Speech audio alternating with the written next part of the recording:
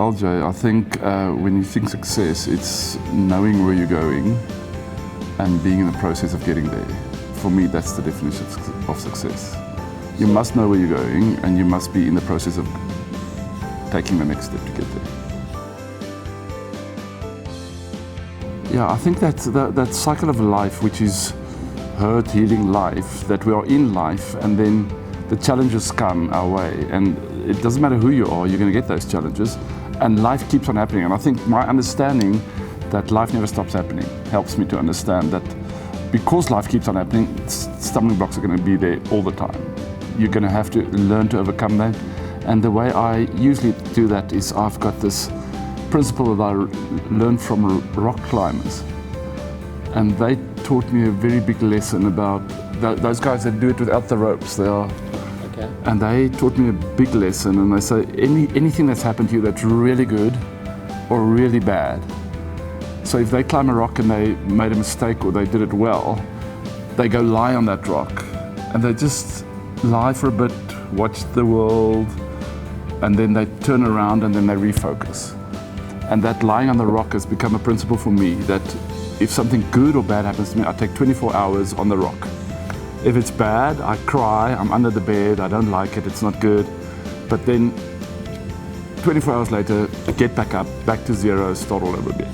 And same with if something good happens to you, because you can't run on that emotions for long.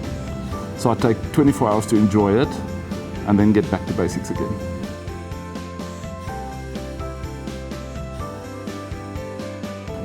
I think especially business people, because in business, remember the flow of business is so quick and everything's so quick. You've got to make quick decisions, you've got to make quick, good decisions. And for you to be able to do that on a constant basis, you need to have your balance of your breaks, of your thinking time. I call it thinking time versus being time. And men have natural being time and unnatural thinking time, where women have natural thinking time, but they don't have being time. And so if you are able to balance those two things in your line of business, whatever you're busy with, and you are able to balance those, it really has an effect on you, because in your being time, it gives you energy for your thinking time. So I think it's crucial for, and I don't think culture plays such a role. I think if you've learned, I mean, we grew up that cowboys don't cry and stuff like that. But if you've learned that in life, the two emotions that bring the quickest healing is laughter and crying. And so a lot of people stay away from them, but those are the quickest healer of the emotion.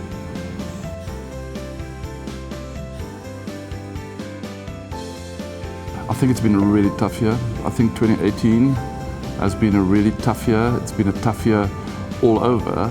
And I think one of the reasons why is that I think we are in such a vulnerable position, even in our country, that it's so vulnerable that everybody is living in hope, but they are almost fearfully hoping. So there's a bit of that, and I've seen that in a lot of people, and I've experienced a lot of challenges this year, which I haven't experienced for years. So it's been a really challenging year for me, but here we go, because this is how we live. We're looking forward to 2019 to start all over, get things right again. So when we go back to that first question about definition of success, the people around me that I see that's really growing are the people that are focusing on the right thing.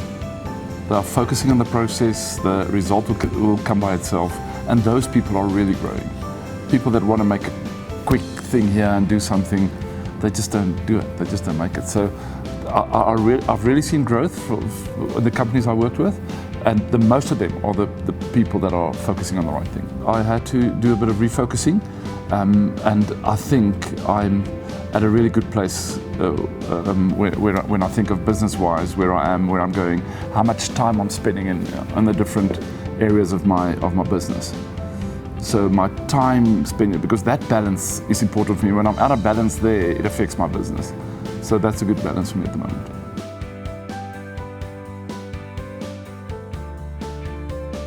I think two things. I think I read, and I think I speak to a lot of people. And you've got no idea how creative people are if you just ask them a few questions. And I think in my case, that's one of my strengths, is that I'm able to ask people questions and when I ask them those questions, they come up with these great ideas and it makes sense to me. So a lot of that comes from there. I do my 24 hours on the rock and I play golf. Golf helps me to really just get out of there and think of nothing, and that helps me to recharge. I think the growth in schizophrenia has been the highest, and and I think that's a personality disorder that's really affecting a lot of families, and yeah, that for me. I think there's a lot of mood disorders that people are having, but it's become a trend to be bipolar, it's become a trend to be depressed, but people that are really sick are really sick, and schizophrenia has really grown. I've just come back from the UK where it is exploding. I think people are just too much information too young. So people are 12 years old. I mean, if you just think of it, when we were young, maybe when I was young, I formed my own identity between the age of 18 and 24. Today in South Africa, people form their own identity between the age of 10 and 16. And in Europe, between the age of 8 and 14, then they're sexually active everything. And the reason for that is the influx of information. And I don't think they're emotionally ready, and that's why people fall off the wagon quite easily, because they're not emotionally ready for that information. Is being weird 10 or is being weird 0? I'd say a 7. I'm just not like the norm.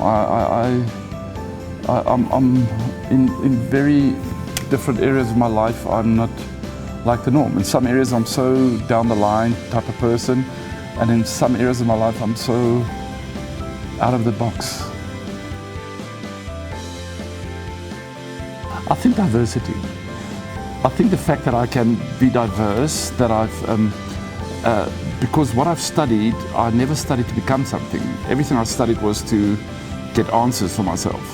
But that helped me to form quite a broad foundation. And so in that diversity, I'm involved in quite a few areas, and that gives me energy. I think I'm motivated by getting my questions answered. So I always have questions and I always want to get it answered, and that motivates me. So I'm motivated from the inside, but more from a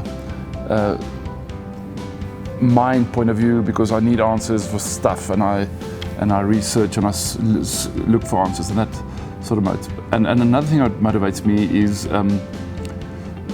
relationships, good relationships. I think you need to find out what their needs are, and when you understand their needs, you're easier able to motivate them. Understand what their goals are, and when you understand their goals, it's easy for you to show them towards their goals, and that's usually a motivation. If I can help you get to your next level, that's a motivator.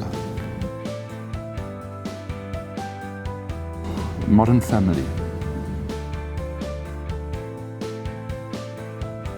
With Queen's movie out now, it's always been my favorite. I think he's the modern Mozart, so he's on my playlist. I would think a guy that I would like to meet was Muhammad Ali. And just because of what drove him and what motivated him in life, where he came from, what he did, how he became the best in the world, but what exactly drove that guy? Because I think there was the religion on the one side, then there was the sport on the other side, but there was stuff that motivated that guy was so weird for me.